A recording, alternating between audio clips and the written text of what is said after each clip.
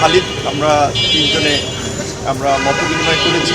আমাদের এই মত বিনিময় দেশের চলমান পরিস্থিতি, বিশেষ করে নির্বাচন এবং নির্বাচনে আপনারা জানেন যে বিএনপির সাথে যারা যুগপৎ আন্দোলন করছে তারা আমরা একত্রে নির্বাচন করছি এবং বিএনপির ভারপ্রাপ্ত চেয়ারম্যান জনাব তারেক রহমানের ঘোষণা ছিল যে আমরা একসাথে আন্দোলন, একসাথে নির্বাচন এবং একসাথে জাতীয় সরকার। তো নির্বাচনে আমরা মিত্র দল হিসেবে আমরা গণ অধিকার এবং আমরা দেখেছি যে আমাদের আরও ভ্রাতৃপ্রতিম কিছু সংগঠন সমূহ যারা একসাথে আন্দোলন সংগ্রাম করেছি, রাজনৈতিক দল, সেই সমস্ত জোটে বিএনপি আমাদেরকে আসন ছেড়ে দিয়েছে বা ওই আসনে কিন্তু বিএনপি প্রার্থী দেয় নাই। কিন্তু কিছু কিছু আসনে, বেশিরভাগ আসনে বিএনপির স্থানীয় স্বতন্ত্র প্রার্থী দাঁড়িয়েছেন এবং সেটা আমাদেরকে বিব্রত করছে এবং এইটা আমাদের নির্বাচনে মাঠে একটা চ্যালেঞ্জ, সেটা আমরা যারা ভারপ্রাপ্ত চেয়ারম্যান জনাব তারেক রহমানকে জানিয়েছি এবং বহিষ্কার না করে তাদেরকে আলাপ আলোচনা সমঝোতার মাধ্যমে যদি প্রত্যাহার করানো যায় আমরা আমাদের সেই অভিব্যক্তি ব্যক্ত করেছি। কারণ যারা দাঁড়িয়েছেন তারা হয়তো দলের ডেডিকেশন আছে, মনোনয়ন প্রত্যাশী ছিলেন, তাদেরও একটা আবেগ আছে, সেটাকে আমরা সম্মান করি। কিন্তু আমাদের দিকটাও দেখতে হবে যে আমরাও একটা প্রতিকূল সময়ে রাজনীতি করে আমাদের একটা অবস্থান সারা বাংলাদেশে ছোটোখাটো হলেও তৈরি হয়েছে। দেশ জাতির বৃহত্তর স্বার্থে কিন্তু মাত্র বলা চলে অল্প কিছু আসনে আমরা আসন সমঝোতা করেছিল। সেখানে যদি আবার বিএনপির প্রার্থী থাকে, এটা বিএনপির জন্য কিন্তু একটা ইমেজ সংকটের কারণ হয়ে দাঁড়ায় যে দলের শৃঙ্খলা বা নেতারা দলের কথা শুনছেন। তো চেয়ারম্যান সাহেব আমাদেরকে আশ্বস্ত করেছেন যে বিশেষ করে আমাদের মিত্র সংগঠন সমূহের যেসব আসনে স্বতন্ত্র প্রার্থী আছে সেই সমস্ত প্রার্থীদেরকে ডেকে কথা বলবেন এবং তাদেরকে আমাদের সাথে কাজ করানোর নির্দেশনা দিবেন। পাশাপাশি আমরা নির্বাচনের মাঠে কী ধরনের চ্যালেঞ্জ তৈরি হতে পারে এবং নির্বাচন পরবর্তী রাজনীতিতে, কারণ হচ্ছে যে আগামীতে নির্বাচন হলেই দেশ সংকট থেকে উত্তরণ হবে সেটি ভাবার কোনো অবকাশ নাই। সেক্ষেত্রে এই যুগপৎ আন্দোলনের মধ্যে দিয়ে গড়ে ওঠা ঐক্যকে যেন উনি সুসংহত করেন, দলীয় নেতাকর্মী দলের বাইরেও যেন সমাজের বিভিন্ন শ্রেণী পেশার মানুষের কথা শুনেন, তাদেরকে নিয়েও মাঝে মাঝে বসেন। আমাদের পক্ষ থেকে এই প্রস্তাবটি আমরা দিয়েছি, কারণ এটা ঠিক যে এই মুহূর্তে বাংলাদেশের বাস্তবতায় বিএনপি ব্যতীত অন্য কোনো দলের হাতে রাষ্ট্র ক্ষমতা দিলে তারা দেশ পরিচালনা করতে পারবে না। বাংলাদেশের অভ্যন্তরীণ চ্যালেঞ্জ এবং জিও পলিটিক্সের জায়গা থেকে দেশের স্বার্থেই কিন্তু এই মুহূর্তে আমাদেরকে বিএনপিকে সহযোগিতা করতে হবে। যে কারণেই দলীয় স্বার্থের চেয়েও আমরা জাতীয় স্বার্থে বিএনপির সাথে আছি এবং বিএনপি যতদিন আমাদের এই মিত্র রাজনৈতিক দলসমূহ থেকে শুরু করে দেশের মানুষের কথা চিন্তা ভাবনা করে রাজনীতি করবেন, আমাদের মূল্যায়ন করবেন, ডাকবেন, আমরা ততদিন তাদেরকে সহযোগিতা করতে চাই। এই বাংলাদেশের গত 5 দশকে আমরা দেখেছি যে বাংলাদেশের যেই জায়গাটিতে যাওয়ার কথা ছিল দুর্নীতি দুঃশাসনের কারণে সেই জায়গাটি যেতে পারে না।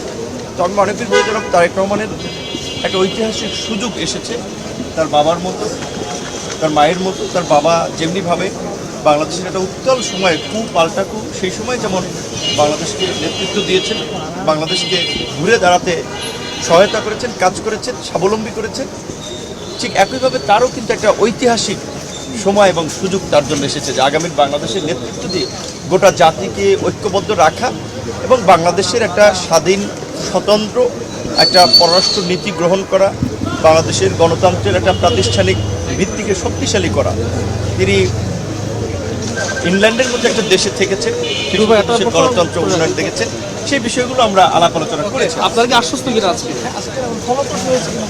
আমরা আশাবাদী এবং তার কথাবার্তাতে কোনো আন্তরিকতার ঘাটতি নাই, তার প্রচেষ্টারও কোনো ঘাটতি নেই। এটা আমরা আন্দোলন সংগ্রাম থেকেও যখন আলাপ আলোচনা করেছি আমরা দেখেছি এবং তিনি পরিষ্কারভাবেই বলেছেন একটা খুবই হেভি স্ক্যাডিউলের মধ্যে মিটিংয়ের মধ্যে প্রতিনিয়ত আছেন এবং তার দল কত সিরিয়াস সেটা তো দেখেছেন যে, বা আমাদেরকেও জানিয়েছেন, আমরা এটা উপলব্ধি করেছি যে ম্যাডামের মৃত্যুর দিনেই কার্যত আপনার হেভিওয়েট নেতাদের কিন্তু বহিষ্কার করেছেন। তো এরপরেও আরও যেই জনের পদক্ষেপ নেওয়া দরকার তারা সেটা বিশেষ করে মিত্রদেরকে জেতানোর জন্য বা মিত্রদেরকে সহযোগিতা করার জন্য তারা নেবেন, এটা চেয়ারম্যান সাহেব, মহাসচিব সবাই আশ্বস্ত করেছেন এবং আমরা আশাবাদী। ওকে। দিয়েছেন আমাদের জায়গা থেকে আমরা বলেছি, দেখেন বড় দল কিংবা আমাদের মতো ছোট দলেও আমরা এই মনোনয়ন বা প্রার্থীতা হ্যান্ডেল করতে গিয়ে দেখেছি একাধিক আসনে 2-3 জন আগ্রহ পোষণ করছে। কাজে বড় দলে তো এই চাপটা থাকবে, এবং 17 বছর তারা নির্বাচনে ভোটে অংশ নিতে পারে নাই, কিন্তু বহিষ্কার করলে তো অনেক আরও ডিসপারেট হয়ে যাবে, বা বহিষ্কার করলে তো দলের নিয়ন্ত্রণের বাইরে চলে যায়। সেই জায়গা থেকে আমরা আমাদের জায়গাতে পরামর্শ দিয়েছি যে বহিষ্কার না করে বরঞ্চ বা যাদেরকে করাও হয়েছে তাদেরকে ডেকে যদি কথা বলে সেটা পার্টির জন্য ভালো এবং মিত্র সংগঠন হিসেবে আমাদের জন্য ভালো। আমরা স্থানীয় পর্যায়ে যারা আছেন তাদেরকে নিয়েই কাজ করতে চাই।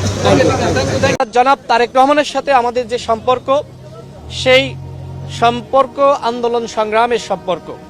জনাব তারেক রহমান তিনি কেন ঝিনাইদহ 4 আসনে আমাকে নমিনেশন দিলেন, নিশ্চয়ই এই আন্দোলন সংগ্রামের যে ইতিহাস, এবং অনেকে বিভিন্ন সময় প্রশ্ন করে থাকেন যে জনাব তারেক রহমানের আসলে কতটুকু ভূমিকা ছিল এই গণ অভ্যুত্থানে। আমি নিশ্চয়ই বললাম আপনাদের মাঝে যে এই গণ অভ্যুত্থানে তিনি সমন্বয় করেছেন, তিনি আমাদেরকে যেভাবে গাইড করেছেন সেইভাবে কিন্তু আমরা সমন্বয় করেছি, এবং এক্ষেত্রে গণ অধিকার পরিষদের সংগ্রামী সভাপতি নুরুল হক নূর তিনিও অগ্রগণ্য ভূমিকা রেখেছেন। কিন্তু সামগ্রিক এই আন্দোলনের যিনি সমন্বয় বা তত্ত্বাবধায়কের ভূমিকায় ছিলেন, বিশেষ করে যারা আমরা যুগপৎ আন্দোলনের সারথী রাজনৈতিক দল ছিলাম, তিনি ছিলেন জনাব তারেক রহমান। জনাব তারেক রহমান বিএনপিকে সংগঠিত করার জন্য চেষ্টা করছেন, এবং আমি তার যে প্ল্যান রয়েছে সেই প্ল্যান বাস্তবায়নের একজন সারথী হিসেবে বিএনপিতে কাজ করার সিদ্ধান্ত নিয়েছি।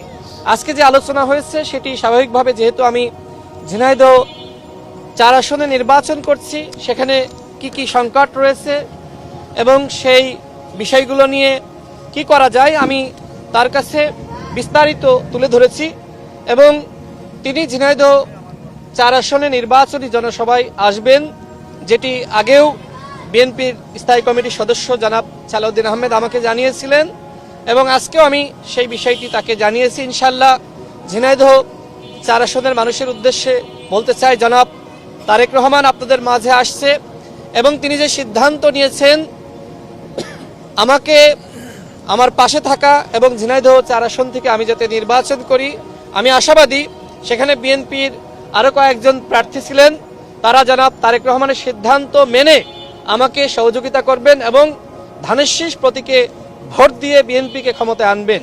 এইবারের নির্বাচনে আপনারা নিশ্চয়ই জানেন যে উচ্চকক্ষ এবং নিম্নকক্ষ, অর্থাৎ যদি উচ্চকক্ষে বেশি আসন পেতে হয় সেক্ষেত্রে ধানের শীষ প্রতীকের বাইরে ভোট দেওয়ার কোনো সুযোগ নাই। তো আমি আশাবাদী বিএনপির তৃণমূলের নেতৃবৃন্দ, হাইকমান্ডের যে সিদ্ধান্ত, জনাব তারেক রহমানের যে সিদ্ধান্ত, সেই সিদ্ধান্তের বাইরে কেউ যাবে না। সাময়িকভাবে হয়তো কেউ কেউ সংক্ষুব্ধ আছে, কিন্তু তারা সবাই জনাব তারেক রহমানের সাথে কাজ করবেন, আমাদের সাথে কাজ করবেন, এবং ধানের শীষ প্রতীকে ভোট দিয়ে জনাব তারেক রহমানকে বিজয় করবেন। আজকের আলোচনা অত্যন্ত আবেগঘন ছিল, যেহেতু দীর্ঘ সময় পরে তার সাথে সাক্ষাৎ হয়েছে। আসলে এই আবেগঘন মুহূর্তের বিষয়গুলো আমি আপনাদের মাঝে তুলে ধরতে পারবো না। তার প্রতি আমার শ্রদ্ধা রয়েছে, তার প্রতি ভালোবাসা রয়েছে, তার নেতৃত্বে ইনশাল্লাহ আমরা কাজ করে যাব, এবং তিনি যে স্বপ্ন দেখছেন নতুন বাংলাদেশ গঠন, যেখানে মহান মুক্তিযুদ্ধের মূলনীতি সাম্য, মানবিক মর্যাদা, সামাজিক সুবিচার বাস্তবায়িত হবে। এবং আজকে তার সাথে সবথেকে যে গুরুত্বপূর্ণ বিষয়টি নিয়ে আলোচনা হয়েছে, তিনি আমাদেরকে জানিয়েছেন আমি শুধু স্বপ্ন দেখছি না, আমার পরিকল্পনা রয়েছে, এবং সেই পরিকল্পনা বাস্তবায়নে আমাদের সবাইকে একসাথে কাজ করতে হবে।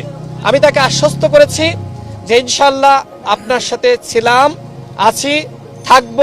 আপনার পরিকল্পনা বাস্তবায়নে অতীতে যেভাবে আপনার নেতৃত্বে আমরা লড়াই করেছি, ভবিষ্যতেও আপনার সাথে থেকে বিএনপিকে ক্ষমতায় আনা এবং রাষ্ট্র পুনর্গঠনে কাজ করে যাব ইনশাল্লাহ।